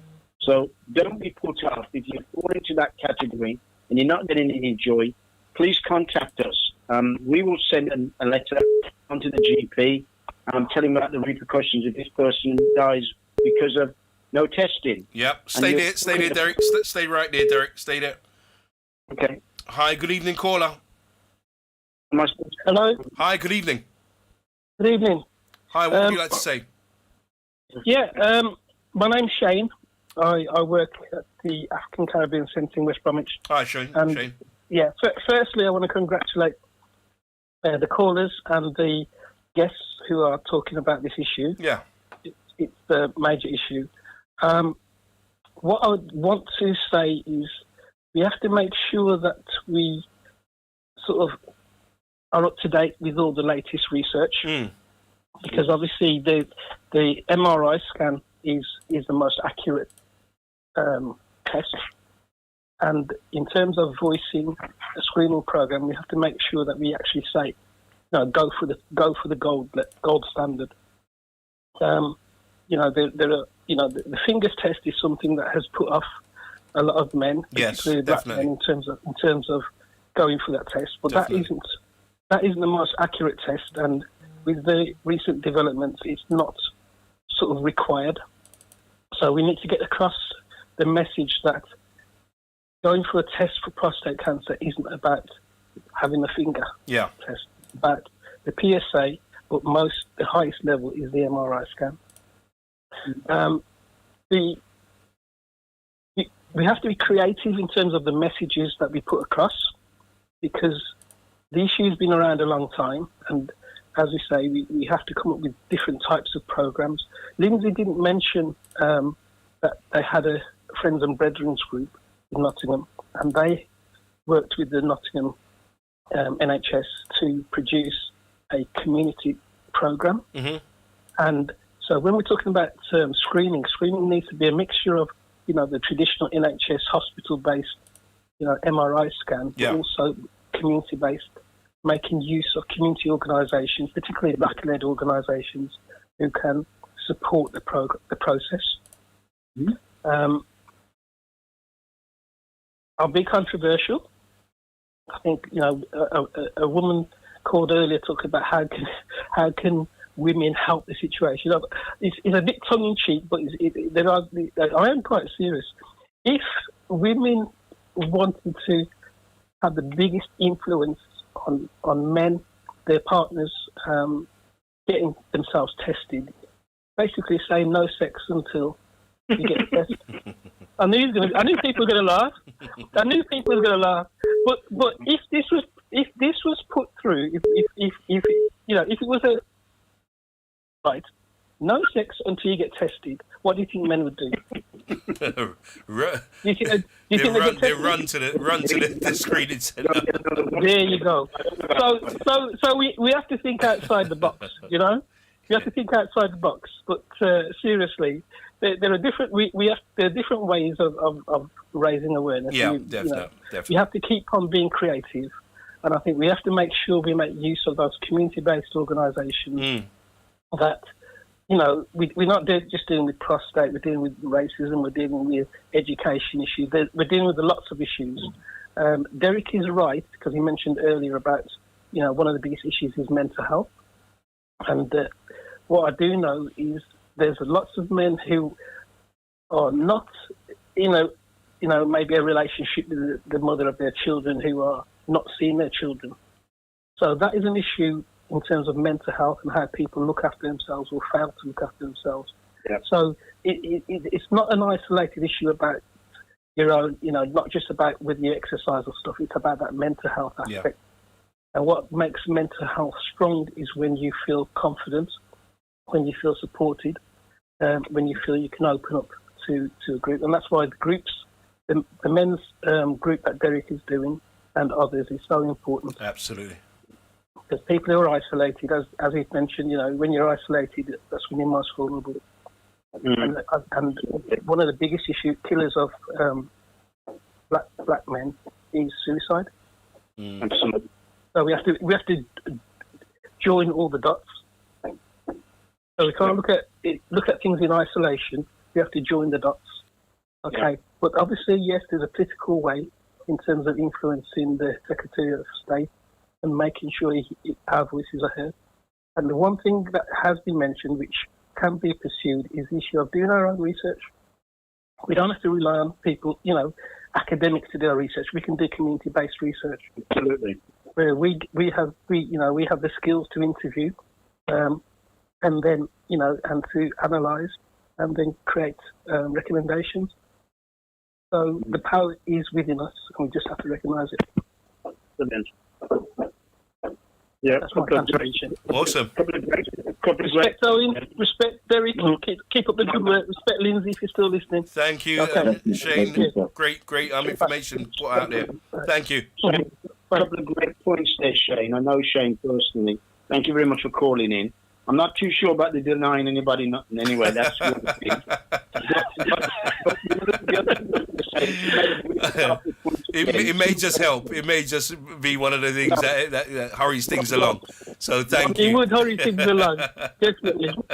Really good points you made, Shane. Absolutely. And we all need to be working on this, where we actually can get testing to our community centres and organisations. That is so powerful in terms of access and accessibility. We're saying our community and black community, the higher risk, and then you can't get in to see a GP. I remember there was a church that we used. It wasn't actually the church, it was their hall. We set up a meeting. I don't know if Shane had come. I think he'd come and gone maybe. But then it was all health practitioners, including ourselves there. The NHS were due to come in. They checked the facilities. We're going to have qualified nurses come in. And they didn't show. The last minute, they cried out. Now, what was sacrilege is that I understood about 10 black guys came in to get those tests done. For all I know, two of them statistically could have died and dropped off. They didn't get tested. So this is very serious, what the NHS are playing with the politics, the bureaucracy and the money. But, if they have to allocate some money out into centres like Shane and others to do those tests, let's go for it. But we've all got to stand and link together on this, because I think that is a real big key. A lot of things, even mental health, you have to have a referral from your doctor. Prostate cancer, to get a blood test, you cannot just see a nurse. You have to go through your doctor. And, we're saying our community is higher risk, but they're not actually aligning the services to that higher risk. Yeah. We're just out there, suffering and dying. So a couple of great points there that Shane's made. And the last one you made about research, absolutely, Shane. There's great stuff out in the internet. There's some great stuff on YouTube. We don't want to become a doctor, surgeon, or anything like that. But we need to get the basics. We need to take responsibility for our health. The NHS is not. I used to say the wheels are dropping off. They've dropped off, right? So we need to grab it by the horns, grab the bull by the horns. So thanks for that input, Shane. Brilliant. Thank you. Wonderful. I don't know if you've moved back to the position you was in, Derek. It started up again. Yeah, I have. If you move back, I need to move back. Move back to where you were, bro. That was excellent where you were. But thanking all the callers so far. We got Minister Kessler join us. Minister Kessler, you okay? Not too bad, sir. How you doing, man? Wonderful. We're talking about men's health tonight. I don't know if you've been listening in, but I'm glad to have your company. Bless you. Oh, God. Good evening, each and everyone. Hey, mate. I hope you're well. Greetings, Derek. Pastor Owen. Hope you guys are well, and to all the listeners. So, yeah, I'm just kind of joining the conversation now. So I'm just listening, and then I will add my 2 cents. I believe we're talking about prostate cancer. Prostate and men's health in general. Mental health as well. Mental health and men's health and prostate and all the men's health things for this month, November. So, yeah, wonderful. Okay, brilliant. All right. So sit tight, and we will. We've had some great calls, by the way. Some great calls have called in already. All men. I'm waiting for the female doctor. Where's Jackie? Jackie, if you are listening, would love to hear from you. I've put the flyer up, Derek. The awareness evening, prostate awareness evening, Friday, 22nd of November. It's a 6:30 p.m. start. The location's the Lighthouse Young People's Centre. That's 100 Alma Way, Aston, B192LN. All things prostate cancer on the night, awareness being brought forth. There's going to be some great speakers there. So definitely support. Derek will tell you a lot more about it before the end of the show. Let's take this caller. Hi, good evening, caller. Good evening, caller. Good evening. Hi, good evening. What would you like to say? Just like to say greetings to Brother Charles, Owen, Tesla. It's DJ AB speaking here. It's who? AB? AB speaking. How you doing, bro? You good? I'm doing good. I've been quite a bit. But like I say, talking about prostate cancer, I've been through it myself. Absolutely, as you know, I remember. Owen, definitely. Yeah, it's been over 10 years now. I spread the word as much as it's been nearly 10 years now. I remember when you mentioned it at first. Yeah. I'm just saying. It's just speaking to guys. In any situation you get, all these things what I've been listening to, they're all good. All these men's meetings and all that stuff. Yeah. But I'm just saying, anytime you get a chance, because I walked into work, because I do security. I walked into work one day, and they were there, hushing, talking. And I mentioned it. Group of men, white men, Indian men, all kinds of men. And they just looked at me and they said, I didn't know, you don't look it, because sometimes you don't look at what you've been through. Yeah. But I'm going to give you a short story. I was coming 50. Went to my dad. My dad said, have you had this test? And I went, no, Dad, I didn't even think about it. Mm-hmm. I always have a test. I always go to the doctor, have a test, make sure my weight and all that. So I was coming 50, my dad to go for this test. Went to my doctor. He didn't want to give me the test. He didn't want me to go for the That's blood what test. it was like for me. They didn't want to give me the test either. He didn't want to give me the test, but I said to him, my dad had prostate cancer, and I said, I need to have this test. Yeah. Cut a short story short, I went, I had the test, and I found out I was positive. The day that I went, me and my wife went, again, men's got to know it's not just about yourself, it's about your family, your wife, your children, your uncle, your auntie. It affects everybody. So what I'm saying to men, go and get tested. Go and get tested. I've had the operation, I've had my prostate out. Like I said, it's been 10 years. Health-wise, I haven't been the same. You're not going to be the same. I heard a guy on there talking about sex, and I'm talking to men about sex. That's what some men are worried about. They're worried about is to have this operation, are they going to be able to have sex? Yeah. You know what I mean? And you just have to talk to guys. I've talked to guys straight, and I told them what I'm going through, but it might be different for you. And you got to have people around you. You got to have people around you who you can go and talk to when you're down. This mental health, I tell you, when it hit me, yes, my head was all over the place. My head was all over the place. And as you know, Brother Charles, I'm on the road. I just have to thank God for all the people that are around me, like your Lighties, your Annette B, your Spanners. These guys, they just kept phoning me. How are you? Awesome. What are you doing? Awesome. What are you up to? And even now, you've got to have good people around you. Yeah. Who support you, to check on you. You know what I mean? Absolutely. Not no soft men talk. How are you doing? Yeah. You know what I mean? Because I know men don't like to talk. They do like to talk, but they like to talk about anything. With me, if I get in a situation, if I'm around people who are into football, I'll mention it. Sometimes you have to catch men where they are. If you're in a room and you're watching football, you say, oh, well, that's prostate cancer. Wow. It opens the conversation. You know what I mean? You catch man wherever they are, wherever you can, and that will help. I've had loads of men gone for a test. They phone me and says, I've been for a test, I'm okay, or whatever, but they've gone for a test. We just have to mention it. All the things what the guys are doing, brilliant, wonderful what I'm listening to.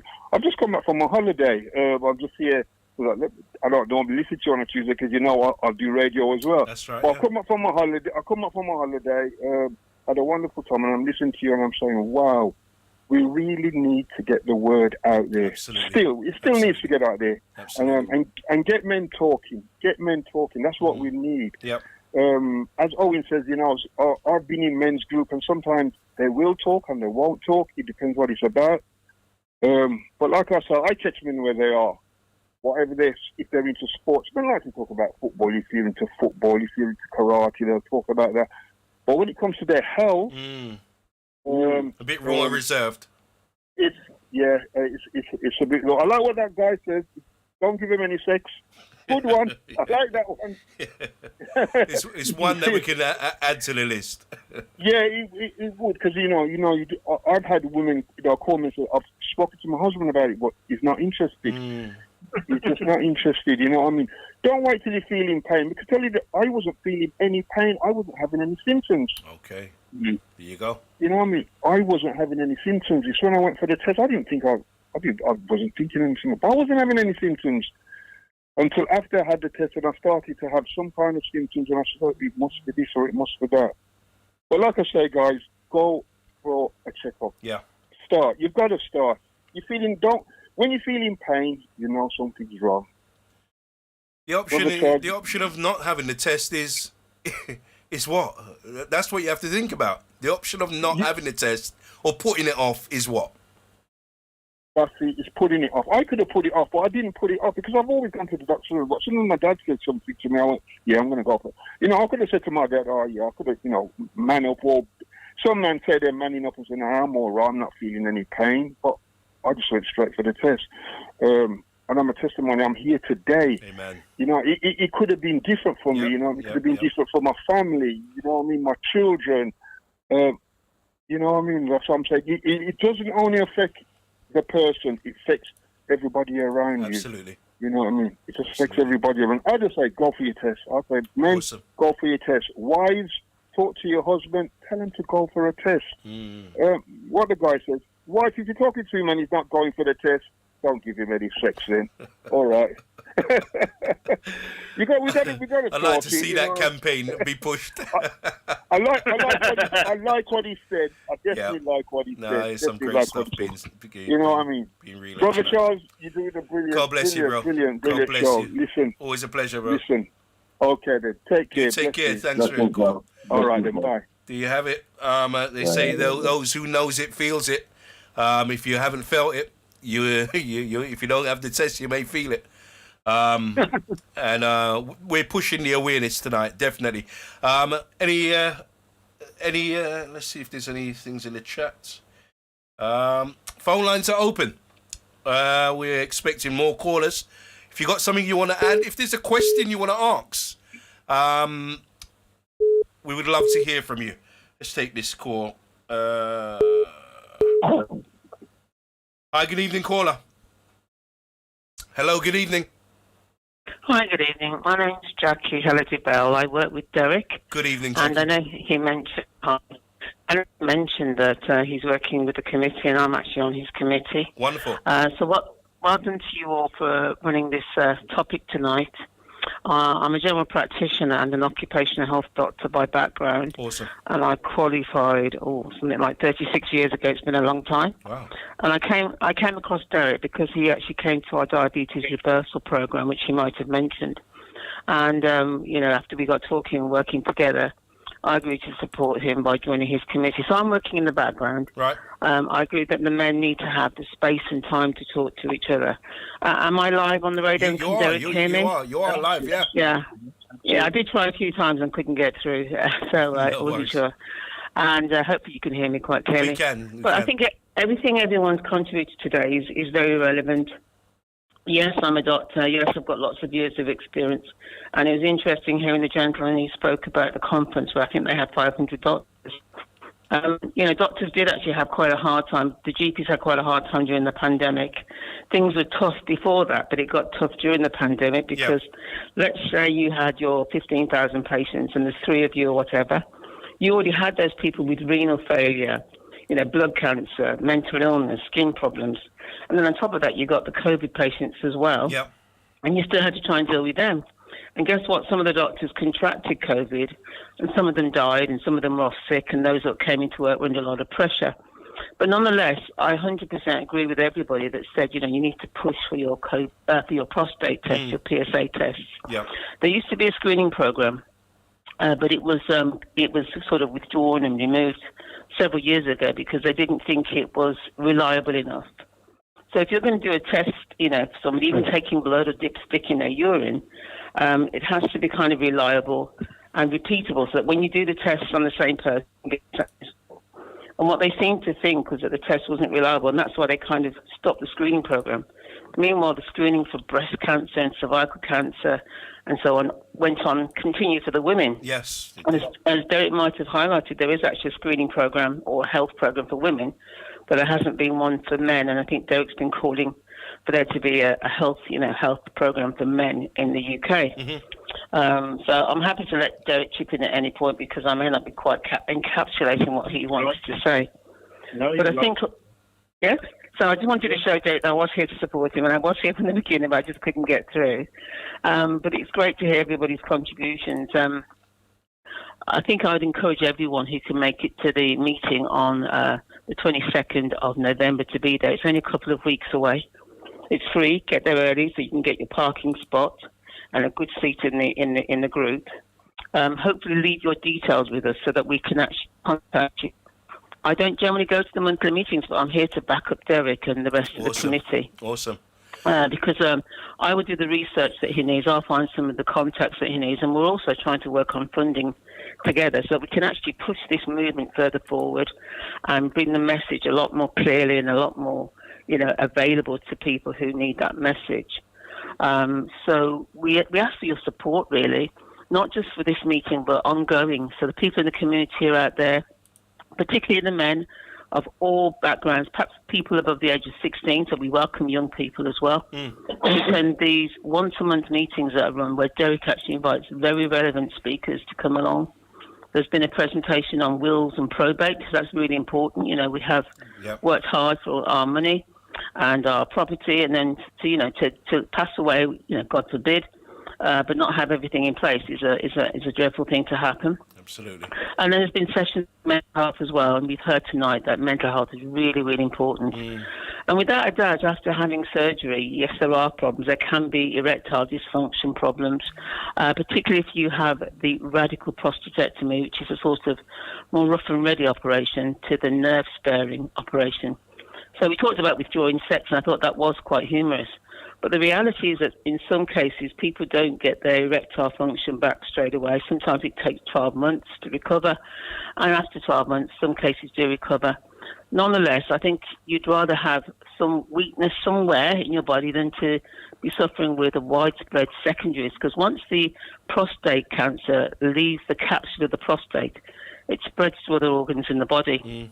And that's why people succumb, because it spreads to the lungs, it spreads to the liver, it spreads to the brain, and it spreads to the bone. That's when it's too late. And that's when you actually succumb to the prostate cancer. So you don't only lose the function of, you lose the function of your whole body, and you ultimately do die. Yeah. But let's hope that the new health minister, as Derek mentioned, will put a bigger emphasis on managing prostate for men in the UK. And that ultimately there's a better program for men's health, just as there has been for women. I think men are different people. They say women are up from Venus and men are from Mars. We are quite different. And as we said, the men sometimes don't talk openly about their health issues, whereas the women will get together over coffee or whatever, and they'll talk about what's going on in their most intimate aspects of their lives. So what we need is the men to actually be a little bit more. It's not going to happen overnight. But just for them to know where to go, I think, and have a better awareness and to recognise the various support groups that are out there for them. So I just wanted to chip in and say, yes, Derek and the team are working hard. We really encourage lots of people to come along, support our monthly meetings. And to come along and see what we're about on the 22nd of November. And, I think Derek's very accessible as well, by the way. So he and I speak several times a week. Great. So I think his number's on the leaflet if you wanted any more information about any aspect of health and well-being, because he He's not a doctor like me. I've got sort of a broad range of knowledge, and prostate is one of the many hundreds of things that we have to deal with. Yeah. But he's very, very knowledgeable on men's health, and I do admire him and respect him for his knowledge and the fact he keeps up to date on stuff, you know. That's great. He's always doing his own research. So I did see. Sorry to want to interrupt chip you. in. Sorry to interrupt you, Doctor. I did just want see. to say something here, guys. You're listening to an amazing lady here. The thing is, that's why I'm saying women are so important. Yeah. You try and get a GP to come onto a committee like this. When I met Jackie through her church, they were doing a reversing diabetes program. The NHS is not doing such a program, type 2. And I was pre-diabetic. By the time I finished the course, I was not diabetic. And we made a really special connection. She was very active in church and doing lots of things under the health banner. And then she then became available. And I said to her, would you come on our committee? Not expecting her to say yes. But she's been such a godsend, honestly. Praise God. You know, and you heard a range of knowledge here. You know, I couldn't pay for that. An absolutely amazing lady. And from the perspective she comes from, she's on the other side of the fence. So she feeds me reports and information and keeps us updated. So thank you publicly, Jackie, for everything you're doing. Yeah, to do. I give you maximum respect as well. Just before I do sign off, as it were, there's one important thing I wanted to mention that, you know, we haven't really touched on. Yeah. My main role, I'm a GP, but I'm also an occupational health doctor, so I'm the person that gives advice about whether you're fit for work. And bearing in mind that prostate cancer can affect working age men, you have to, if you're employed, you have to be aware that there often is a sickness absence policy, and you do get sick pay. Usually full pay for a period of time, half pay for a period of time. You should also be allowed time to go to your appointments. You just need to let them know in advance. And if you've got a medical appointment, most employers will let you take the time to go. So there's no excuse, you know, to miss your appointments or not attend appointments because of work. And on top of that, I'm just asking everybody that if you have got an illness, let's say the worst comes to the worst and you're not fit for work, please don't just resign from your job. You're often paid into a pension scheme. And if you've got a significant health problem, whether it's prostate cancer, breast cancer for the ladies, and breast cancer for the men, by the way, whether it's mental illness, whether it's heart failure, for example, you may well qualify for your ill health early retirement, which is the money you paid into the scheme plus a boost of several years that you can access early, so that if you are leaving work, there is a process, but just go through the process. Yeah. Don't just send in that letter saying, you know, I can no longer attend work. I'm just begging people, because I've come across too many cases where people have said, I'm ill, I'm going to give up the job. You don't do that. If you paid into the pension scheme, apply for your pension. And some employers are not always pointing their employees in that direction. Right. But it is available. So that's going to be my sort of my final sort of word on this. I'm wishing everybody the best of health. Just before you go, Doctor, I did see something in the chat that said that MRI is the most accurate screening for prostate. How accessible is that?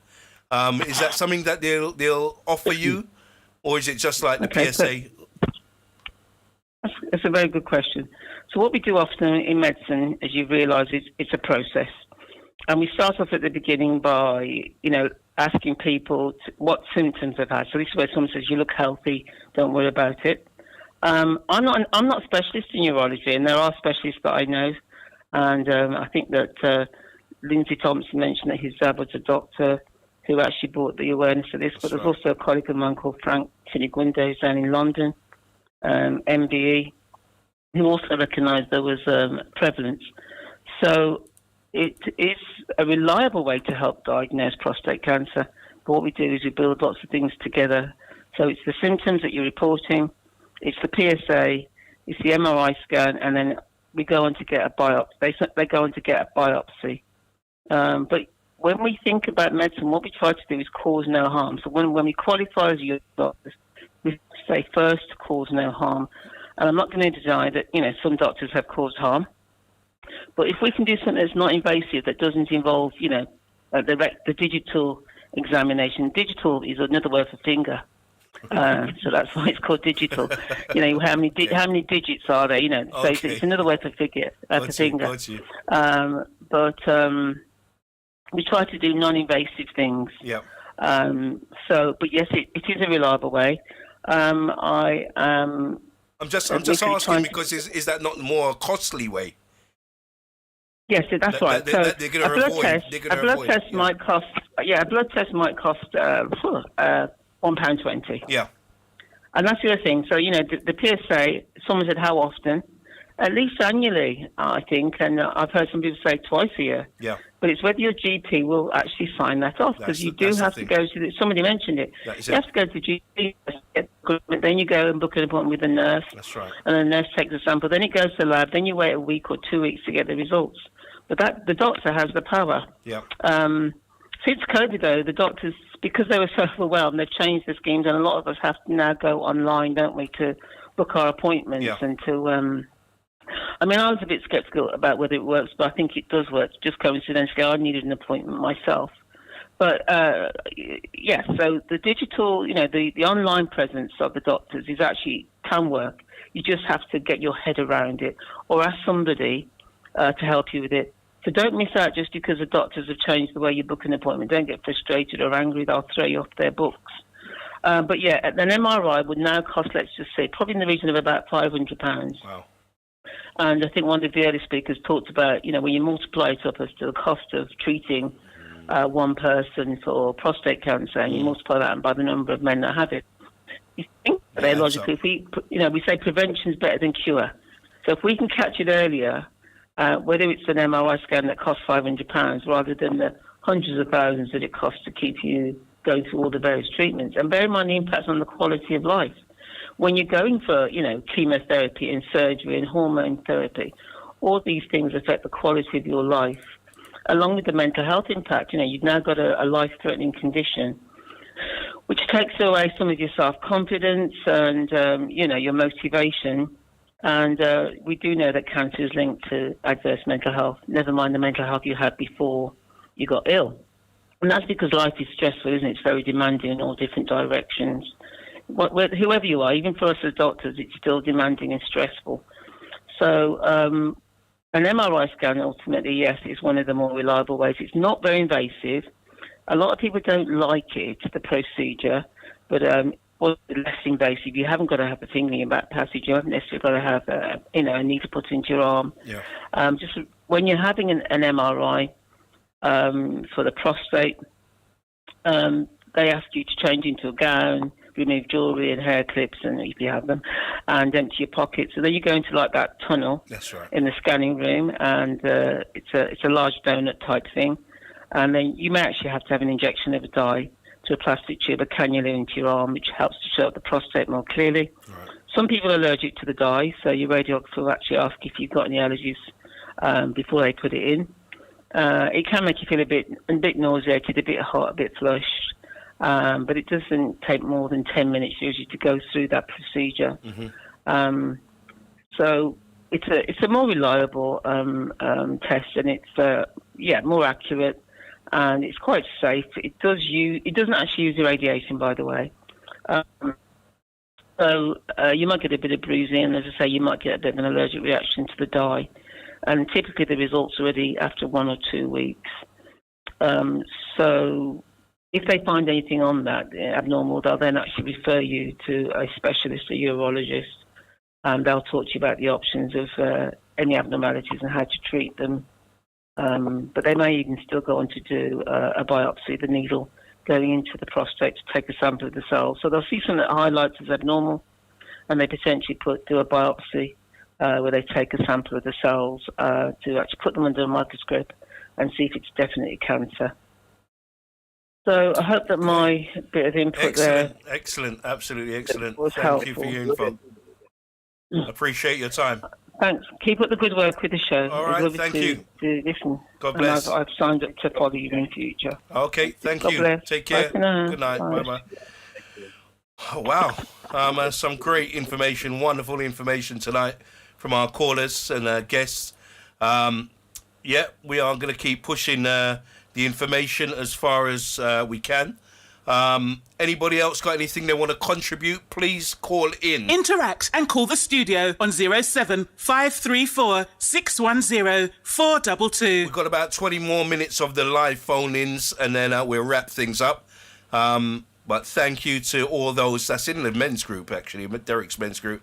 Awesome. I always see things posted in there on a daily basis, and lots of useful information.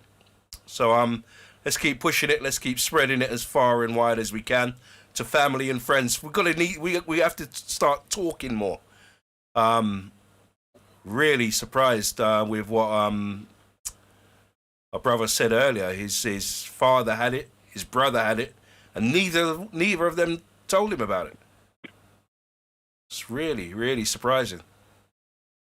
Something as serious as that. They didn't speak to each other. I was just going to add, I think I was in the middle of saying that if guys go along at 50, I mean, I think we're saying our age should be about 45, but they go along and they actually can't get tested to get back in touch with us. This is something we haven't done yet, but I know Errol has said he's done this, Errol McKellar, and basically send a letter to the GP to say that this person is at high risk and they need a blood test. And if they don't, you will have to maybe deal with the repercussions of that. But don't just give up when you refuse. I had a couple of guys say that they had no symptoms, and then they later found that they've got prostate cancer, and it was at quite an advanced stage. And had they got their blood test done earlier, they probably could have had treatment to help them, or to prevent it going further. Yeah. But don't just give up, and this unfortunately has happened to a few guys. The doctors going, there's no problem, you've got no health history, adverse health history. Derek, just stay there. We've got Glenville on the line. If you want to just stay right there, Derek. Let's bring Glenville on. Hi, Glenville, you there? Yes, I'm here. Wonderful. What would you like to say? No, I just want to put my little words in. Please do. I'm part of Derek's group, right? And sorry, bro. Have you got the radio on or some device on in the background? If you could just mute it. Is that any better? That is, absolutely. Yeah, go ahead. Yeah, as I was saying, I'm part of the men's health group in Birmingham. Yeah. With Derek, right? And I just want to say that I think the group is doing a very good job trying to get people together, because we men have got to start talking about our health and whatever, right? Because it's very easy for us to laugh things off until when it happens to us, and then we're looking for help. Yes. But like Derek says, prevention's better than cure. Absolutely. And if we start talking about these things from now, right, and spread it amongst ourselves, because my brother had prostate, you know what I mean? And he's had it about 10 years. He's all right now. He's back at work and everything. Good. And that really frightened me when I found out that it could be passed down from father, son, cousins, uncles. Through generation, yeah. Right, so that's why when Derek started his group up, I jumped on board, because I thought it was a good thing for us men to talk. Mm-hmm. Because I'm from the old days where we used to have houses where we used to go around and do our bad, smoke weed and all that, and all talk. Mm-hmm. But now, men and men don't really talk amongst ourselves no more. Absolutely not. I don't think we do anyway. Not enough. Because not enough. We tend to laugh things off, because I've got some friends, right, and I told them that I'm in this group and to talk about prostate, and they say, "Chow, me not bother with them sitting there, man. Chow." But Derek will tell you, in the last 2 to 3 years, I've lost 3 good friends through prostate cancer. Wow. So I'm just hoping that a lot of them are listening to this now and jump on board. Yeah. That's all I got to say. Awesome. Thank you, bro. You take care. Thanks for sharing. Bye for now. Bye. Apologies, Derek. I cut you into what you were saying. Just bear with us. Bear with us 1 second. Hi, good evening, caller. Good evening, Dr. Charles. Good evening. My name's Lavina. Just really congratulate everyone who's on the call. Great work by Derek. Yeah. Again, I just want to sort of encourage, all men really not to, just hide their head in the sand and hoping that things will go away, because it does have an effect on family, wife, brothers, sisters. I mean, I can only say that my brother, he still has prostate cancer, and obviously stage 4 at the moment. He's in Jamaica. I went out and, visit the family, and I could see the effect that it has on the extended family. Wow. Obviously, didn't have any tests or anything, but I would just say to all those who are listening, I looked at the viewers, and there's only about 14, 15 people that's sort of logged, and I'm thinking, well, more men should be logging onto such an important piece of information. Yes. So I just want to pick up all the men that, are on the call as well, to say that, spread the word, to other men. Absolutely. Thank you. Thank you, sis. Thank you for sharing. And, we appreciate your call this evening. Okay. Thank you. Okay. Thank you. Good night. Bye-bye. Bye for now. Derek? Wonderful. Yeah, go ahead, bro. Go ahead. Wonderful. The thing is, Sorry, Derek. Go back to where you were. You're cracking again. that young lady just came in. Yeah. The thing is, we think it's about here, but I've heard some real horror stories back a yard, and so we need to make the best of what we've got. It may not be perfect, but something. The very first part of this is just to get tested. Yeah. I've heard some horrendous stories. People aren't being treated, can't get appointments. They've just been told to go home and just, they've got prostate cancer. There's no treatment back in some of the islands. Wow. So we're in a privileged position. Take advantage, guys. Get checked, get tested. Don't talk to your doctors, and do whatever you need to. So I just want to endorse what that lady just said. And you're right. It's not just the immediate man. It affects a ripple effect in the whole family. It's very distressing and stressful. Yeah. You've got somebody who's got prostate cancer at an advanced stage, and knowing that they've probably only got so long to live. So early diagnosis is what we need, to prevent it going further. So now I just want to endorse what that young lady said. Absolutely. We've got Shane saying on the 19th of November, we have a cancer connector launch focusing on the African Caribbean community at the West Bromwich African Caribbean Resource Centre between 11 a.m. and 2 p.m. on the 19th of November. A cancer connector launch focusing on the African community, Caribbean community, between 11 a.m. and 2 p.m. Another message, my son's grandfather passed away with prostate. How old does my son need to be to get checked? Derek? Well, yeah, I'm just coming in on that. The thing is, we are saying that. You still there, Brother C? Yeah. Carry on. Okay, lost you. No, for our age is 50. I think I say 50, it's 45. But the thing is, if your son has any of the symptoms, the normal symptoms, even in his 30s, I'd try and get a test. We have known guys who drop off in their 30s. Yeah. So unfortunately, I don't know whether it's his lifestyle, whether it's diet, whether it's all of the above. But sometimes some of these conditions are affecting guys a lot younger. So I'm saying if he has any symptoms, he should push for the doctor to get a test just to alleviate any concern. But obviously, if he's in his 40s, even in his 40s and not reached 45, again, if he's got any symptoms, to push for that as well.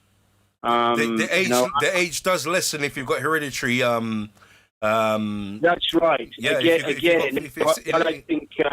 I think it might have been Dr. Jackie was saying, again, if there's any hereditary lines in the family, whether it's on the male side or the female, that also gives you good ammunition to actually push that issue. Yeah. You know what I mean? The fact, and it doesn't have to be just on the male side; it can be on the female side as well. So, if then there's any higher risk than normal, he should be pushing to get a blood test to just peace of mind. Yeah. But our age is generally 45 for men. But as I said, some of these things are affecting guys younger. So even in the 30s. Yeah.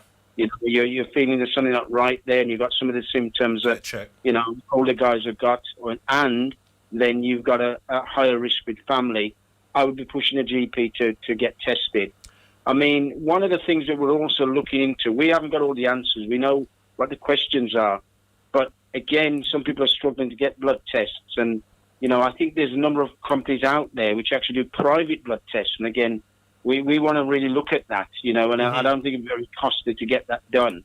But that's something we're looking into as an organisation. But I think there are private companies out there, you know, but I'm not eluding that, you know, go and get somebody. In fact, you can get a company to do that. But I've been told by good authority there is. Okay. But, no, that's a good point. Good point from where she's coming from, her son. Yeah. The statistics as well, is it 1 in 4 black men will get it at some stage? Sorry, what was that? The statistics of getting prostate cancer, I believe it's 1 in 4. Am I correct? That's right. Well, normal society says 1 in 8 or 1 in 12. Our statistics are a lot higher. Yeah. So what they're saying is chances of, here's 4 black guys, one of these guys out of 4 will actually get it. The other communities are 1 in 8 and 1 in 12. Yeah. Which is a lot higher. But the black community, the Caribbean, African Caribbean, black community, that 1 in 4. Is higher. So we are actually already in a higher group. Yeah. And I think that may be more statistical. I mean, I'm not so convinced. I think because we're getting tested late, it tends to be that it's devastation. There's something said that there's something in our genes which make us actually a higher risk. But I think the earlier we can get diagnosed is better. Yeah. That's the message I think everybody's saying between Dr. Jackie and everybody else coming in here.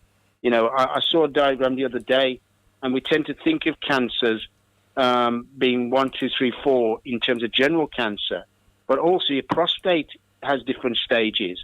Obviously, if we can catch it at stage 1, you might not even need to do anything or operate. Then it moves to stage, if it's gone on to stage 2 or 3 or 4, now we're talking something a lot more serious. So the quicker we can diagnose any sign of cancer in the prostate is better. Yeah. Obviously, if it's still isolated in the prostate, that's fine. The prostate could be taken out or treated. I think Lindsay and others are also alluded to other choices. And again, somebody talked about X and, you know, potentially an operation, you know, the effect of it not being that. That is not necessarily the case. There are some nerves around the prostate that if they get damaged or cut, could have that problem. But there's also the means of rectifying certain things, which I won't go into at the moment. But that's just one treatment. There's other treatment. Here comes radiotherapy, here comes protein B, and other things, which doesn't mean that the prostate is actually taken out. It's actually just treated. The cancer is treated while the prostate still stays. So, you know, if that's the only thing guys are worrying about, that there may not be a concern. Yeah? There's one of the side effects. Yeah. Yeah, erectile dysfunction, as Dr. J had said. Yeah? Absolutely. We've got less than 10 minutes to go. We're going to take maybe one caller, possibly 2 more before we end the show. If you want to call in, please call in now, as we are going to end the phone line real soon. Interact and call the studio on 07 534 610 422. Interact and call the studio on 07 534 610 422. Minister Kesley, you there? Yes, Brother Charles. Just want to say that your reception is a little bit. You're sounding like a Dalek. That's how you're coming across to me on my side. I don't know about anybody else. You're sounding clear. Is that right, Pastor? Yeah, you sound bad, man. I thought that was my end, Minister. I think it's Derek's. No, it's yours, Brother Charles. No, but if Minister Kessler's getting it, it must be your end somehow. I don't know. Coming like a Dalek. Okay, I don't know what it is. Don't know what it is. But we're gonna press on. Anything you want to say, Josh? Well, the thing is, I missed the first half of the show, but just listening to this is obviously in terms of health one of the things, I was at a conference on Saturday and we was having conversations. One of the things that came up in the seminar was about the important, what does it mean to be whole? And how I responded in our small group discussion was, your health is your wealth. Mm-hmm.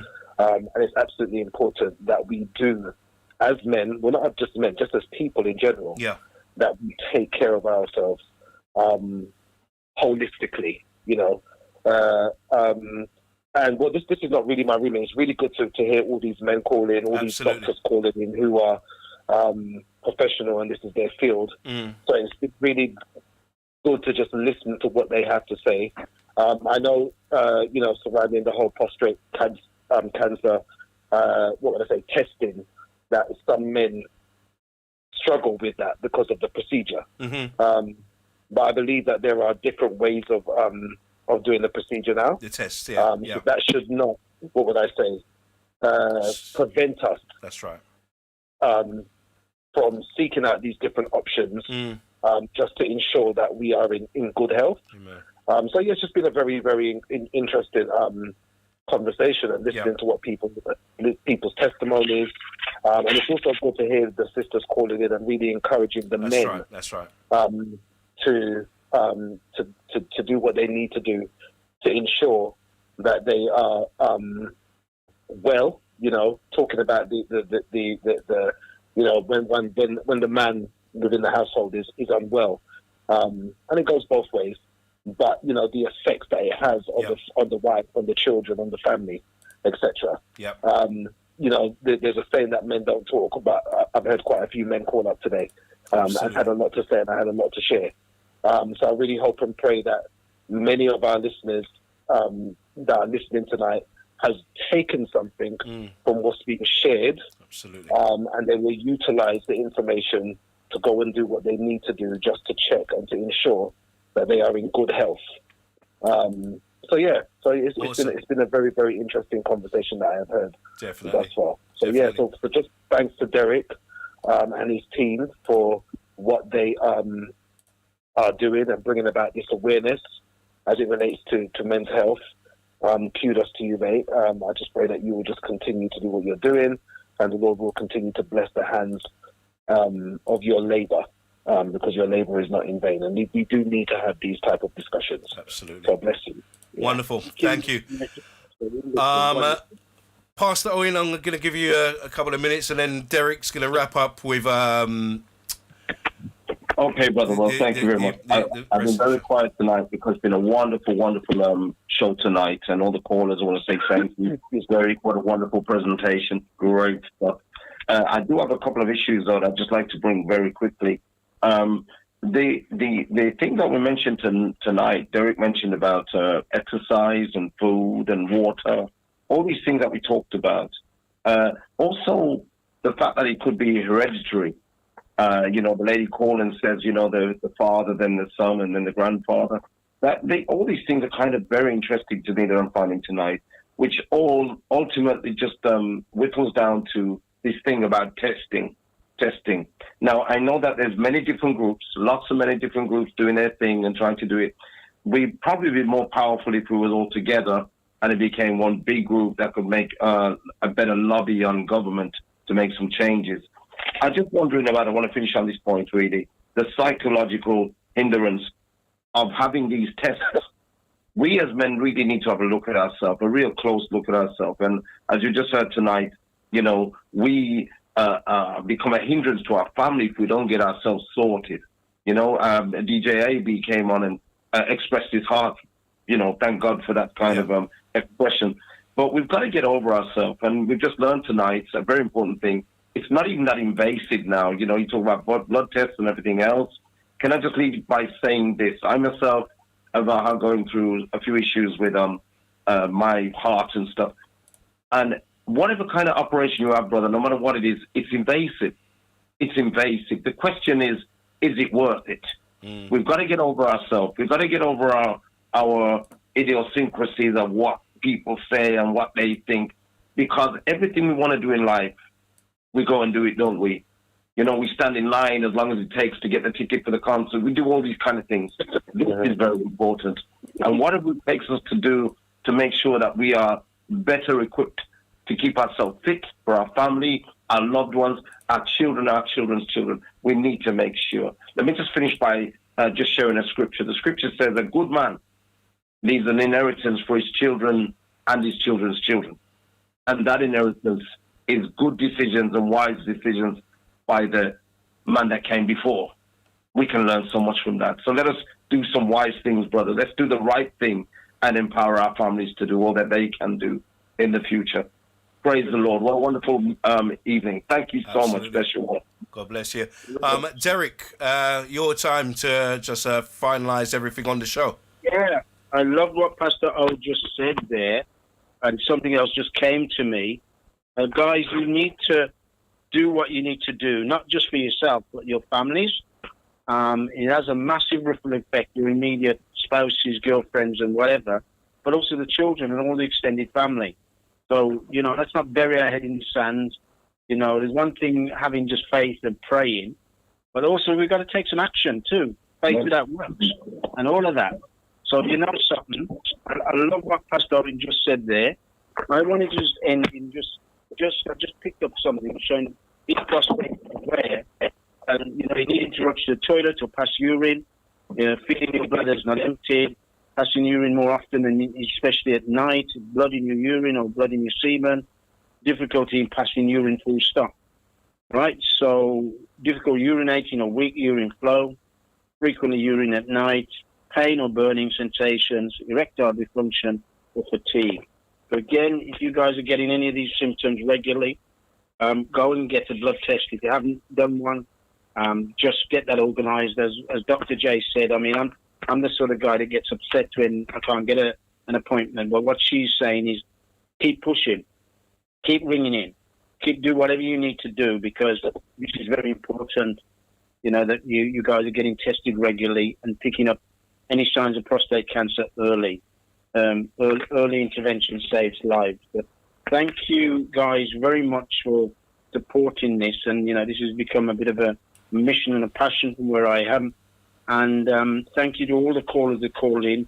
I'm just saying that it was great to have a few guys call in, but it's also great to have women coming in and giving their perspective as well. So thank you all very much for making this a very fruitful and informative and useful session. So thank you guys. Bless you, bro. Just give the full details for the meeting if you can, Derek. Oh, yes, no problem. 1 second. Let me just that's what I meant to do. Let me just get it up.